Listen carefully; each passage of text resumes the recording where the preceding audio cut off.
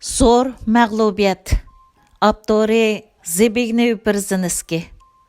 20 asrdagi kommunizmning gullanishi va halokati. 16 bob haqiqiy madaniyat inqilobi. 1-qism. Jungo Kompartiyasining 13 qurultayining asosiy muqomi va maqsadidan ma'lum bo'ldiki, Jungoning rahbarlik guruhida ko'p sondikillari bo'libmi yoshlar nazariya tafsiloti masalasiga ko'ngil bo'lib ketmaydi.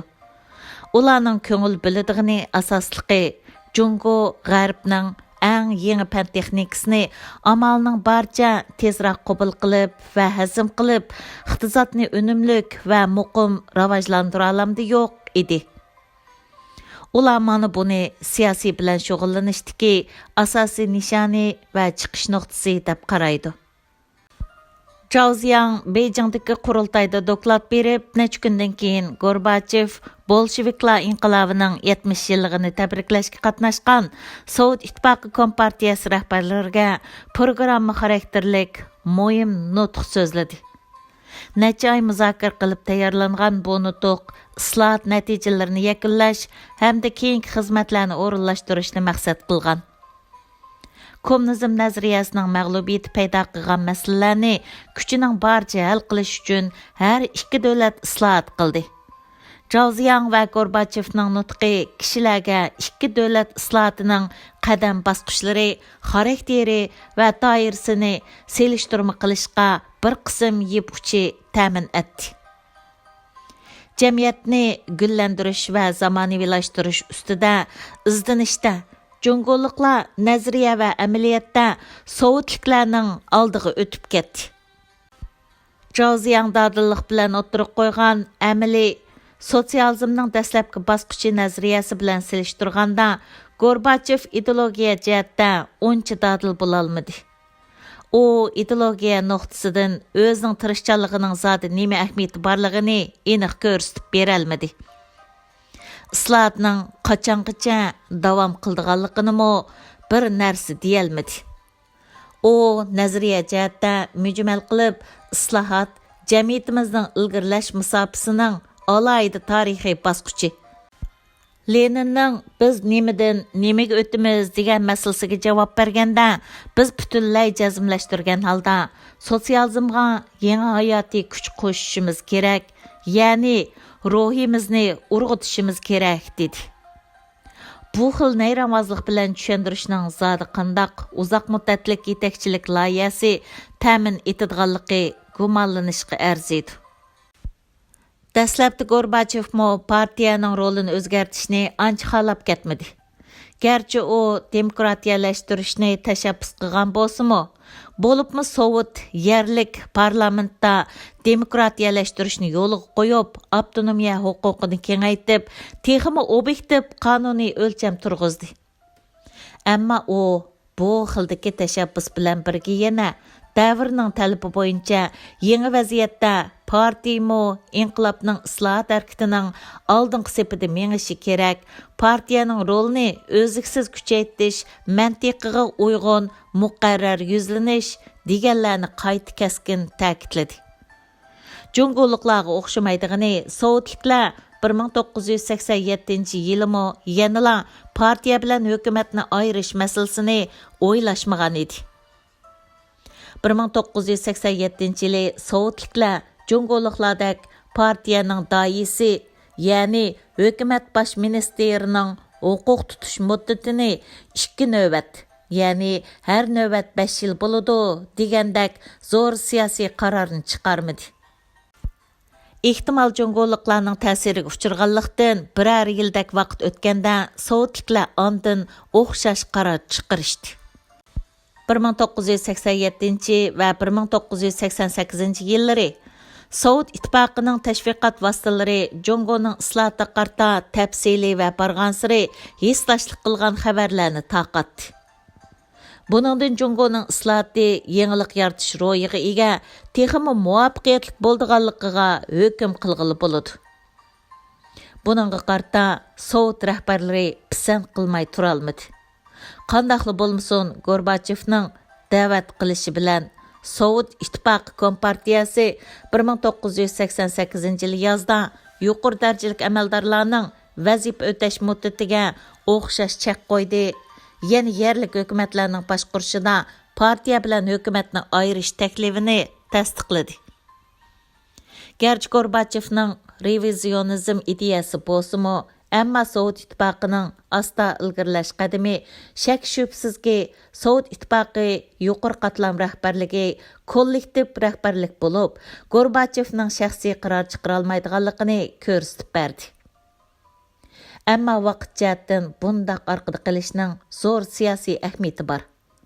Sovet İttifaqı bilan Jungoning usulida farq borligini tushuntirib berdi.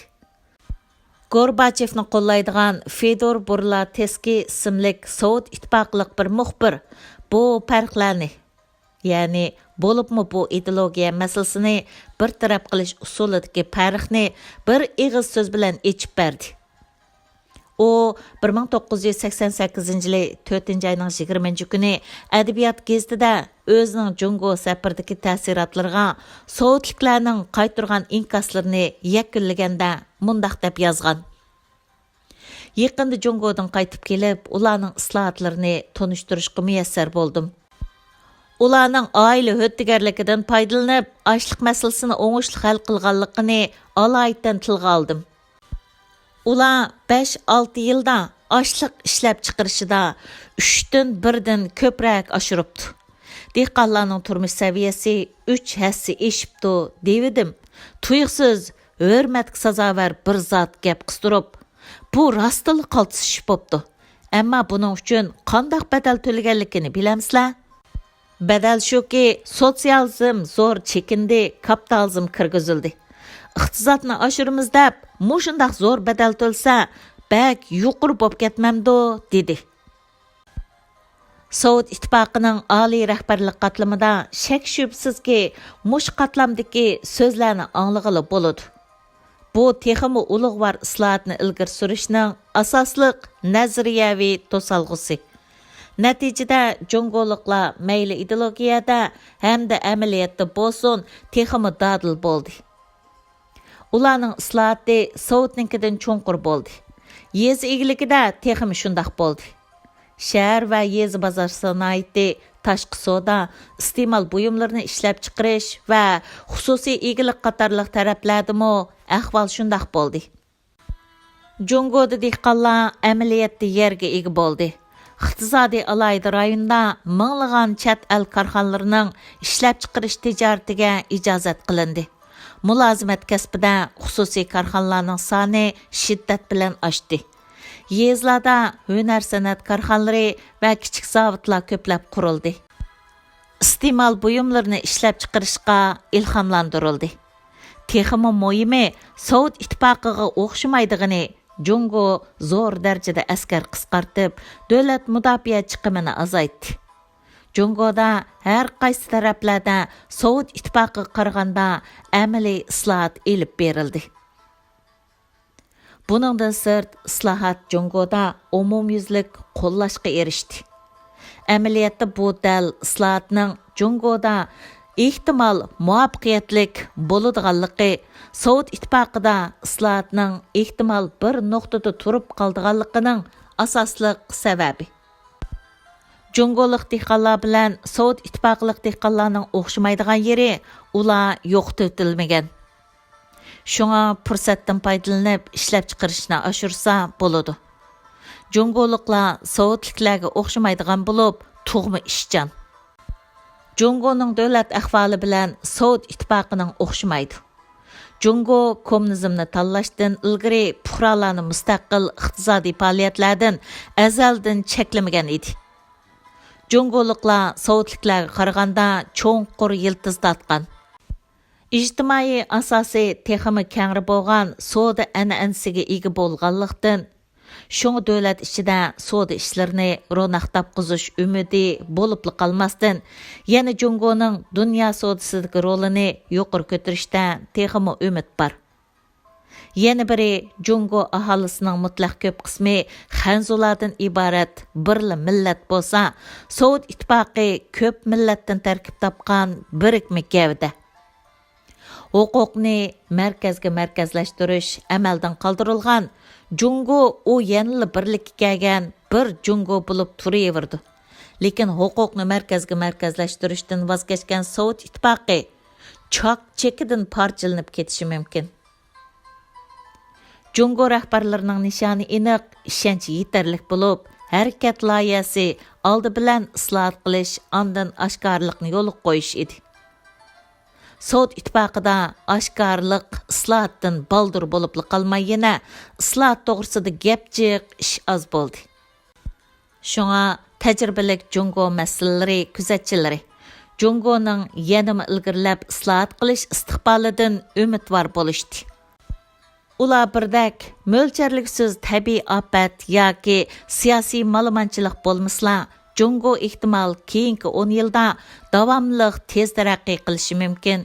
2010-yilga borganda Jungoning umumiy iqtisodiy mahsulot qimmati, ya'ni o'rtacha mahsulot qimmati emas, Sovet ittifoqidan eshib ketishi mumkin deb qarashdi. Bundaq kelgusi ideologiya va siyosiy jihatda cho'nqur ahamiyatga ega. Lekin kelgusini mo'ljarlaganda yuz berishi mumkin bo'lgan turlik kutilmasliklarni cho'qim o'ylash kerak. Siyosiy va iqtisodiy jihatdagi o'ngsizliklar aslida umid bor bo'lgan kelgusiga ta'sir ko'rsatishi mumkin. Yiroqni o'ylab, cho'nqur fikr qildigan Deng Xiaoping odamni tashvishga soladigan necha masalani izchil o'ylayotgan bo'lishi mumkin. Varislik huquqini talashish ko'rishi partiya rahbarligini yana bir qatim parchalab o'tishi mumkin. Dengiz bo'yi strategiyasining ijtimoiy unumi va iqtisodiy unumi to'g'risidagi ixtilof qanday siyosatni ijro qilish haqidagi ziddiyatni keskinlashtirib o'tishi mumkin. Savdo kommunizmi chiriklashgan kommunizmga o'zgarib ketishi mumkin. Xiyonatchilik, cheriklik partiya kadrlarini chirtidi. Partiya buningga inkas qaytarishga majbur bo'ldi. Boshqurgandan keyin siyosiy hokim mutlaq tuzumini qaytadan yo'lga qo'ydi.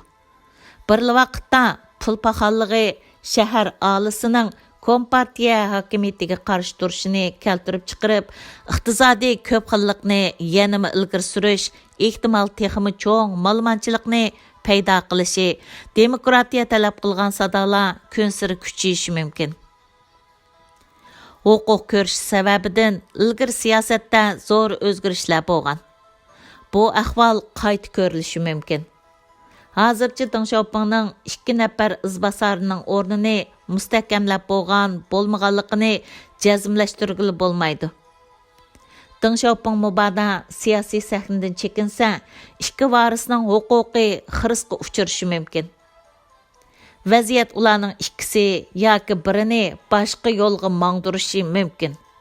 Islohot ko'lami intayin zo'r va murakkab bo'lganlikdan, mubada qiyinchilik yo'liqsa, tanlash qiyin bo'lish va siyosatda ixtilof yuz berishi muqarrar. Bundaq ahvollar shaxslar o'rtasidagi kurash bilan aralashib, siyosiy kurash texmi keskinlashib ketishi mumkin. Kurashning muhim nuqtasi Jungoni zamonaviylashtirishni maqsad qilgan atalmish dengiz bo'yi strategiyasi bilan munosabatlik bo'lishi mumkin. Roshanki Zhao bu strategiyani intayin qo'llaydi. Bu strategiya muqarrar holda iqtisodiy taraqqiyotning tangpungsizligini keltirib chiqardi.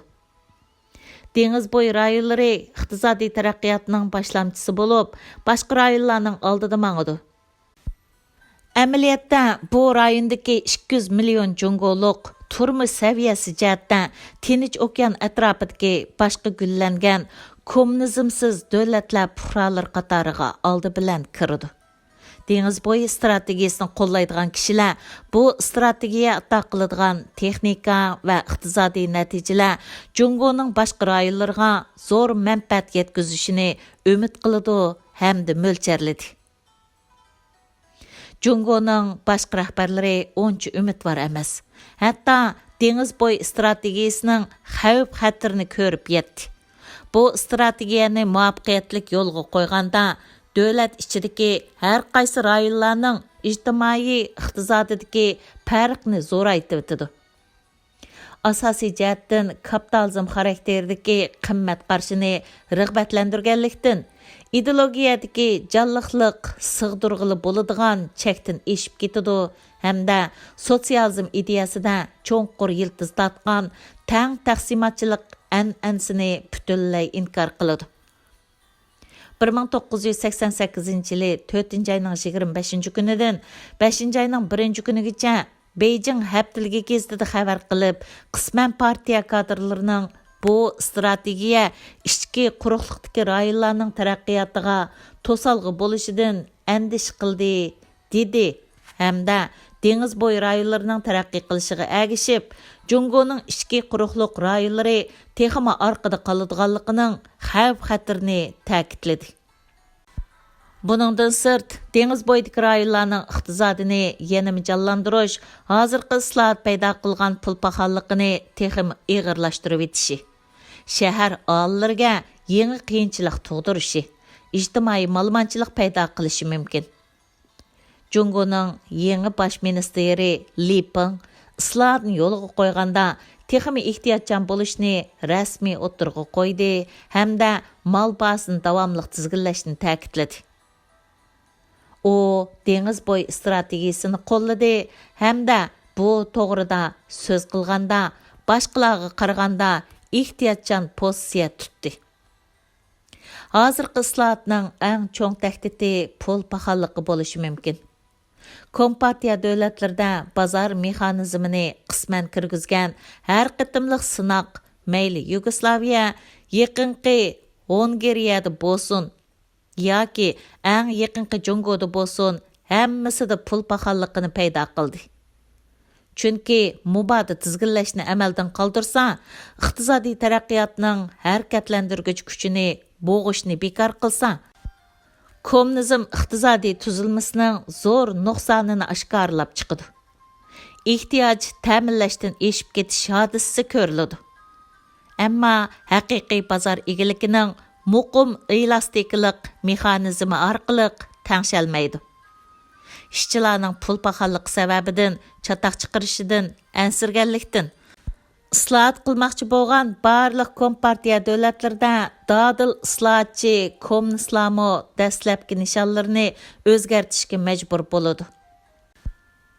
Shunga Michel Oxenberg va Harry Harding qatorliq Jungo masalasi mutaxassislarining qarashicha, kelgusida qandaq siyosat yurgizish jihatdagi ixtilof islohotchilar bilan islohotga qarshi turg'uchilar o'rtasida emas, balki g'oyalik islohotchilar bilan ehtiyotchan islohotchilar o'rtasida ko'rilishi mumkin ekan.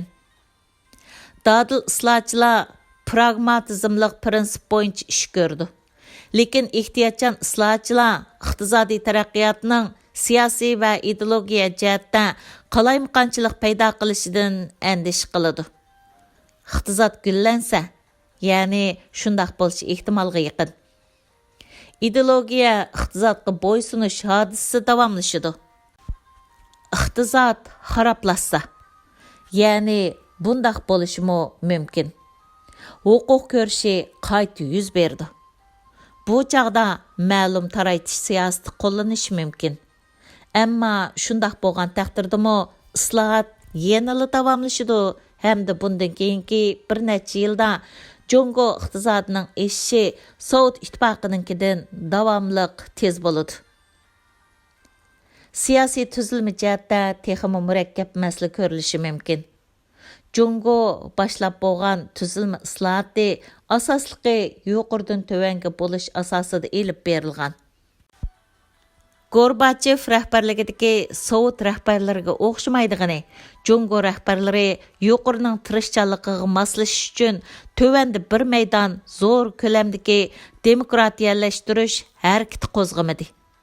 Hamda siyosiy islohot bilan iqtisodiy islohotni mos qadamda bo'lishni tashabbuskorlik bilan aniq e'tirof qildi hamda amaliy loyihasini bo'libmi partiyani davlatning ma'muriy ishlardan ayirib chiqish loyihasini o'ttirg'a qo'ydi.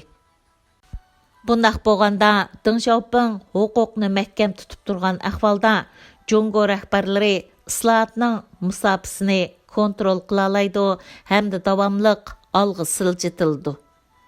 Deng Xiaopingning usuli nurg'un jihatlarda Gorbachevning oshkorlik orqali islohotni ilgari surish usuliga emas, balki Ligachev o'tirg'a qo'ygan yuqoridan tövanga qarab isloh qilish tasavvuriga o'xshaydi.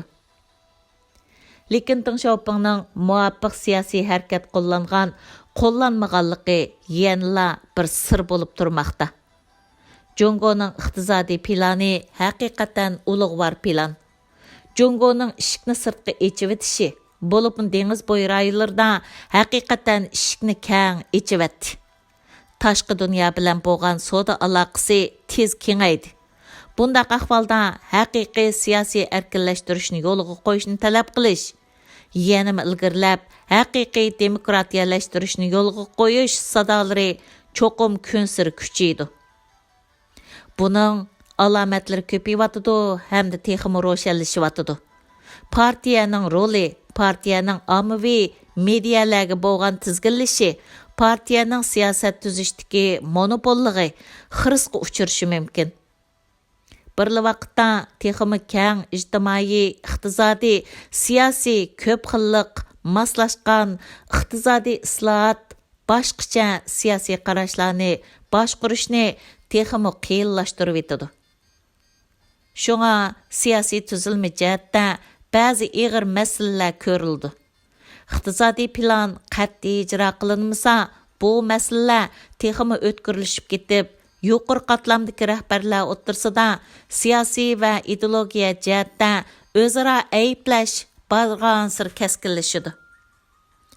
Ammo iqtisodiy islohot davomliq zo'r natijaga erishsa, ya'ni hozir qaraganda ehtimolligi zo'r, tuvandikilar texmi ko'p demokratiya talab qiladi. Chunki bu talablar tövəndəki iqtisadi islohot muqarrar o'z ichiga oladigan mazmundir. Kelgusidagi ma'lum paytda cho'qim 10-20 yil ichida Jungo Kompartiyasi rahbarlari ishlab chiqarishda yangilik yaratish xarakteridagi ijtimoiy iqtisod ko'p xilligi bilan siyosiy ko'p xillikqa qarshi bir partiya mustabitligi o'zaro sig'isholmaydigan ahvolga duch kelishi muqarrar. Davomi bor.